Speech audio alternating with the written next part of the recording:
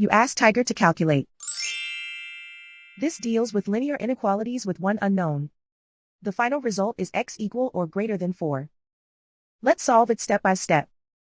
Group all constants on the right side of the inequality. Subtract 4 from both sides.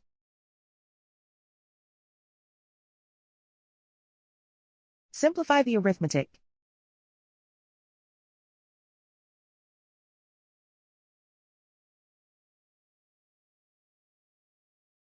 Isolate the x. Divide both sides by 3.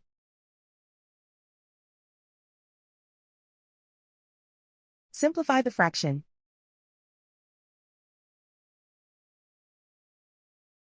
Find the greatest common factor of the numerator and denominator.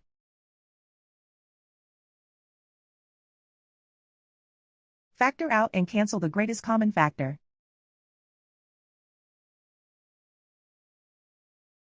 Plot the solution on a coordinate grid. And so the final result is x equal or greater than 4.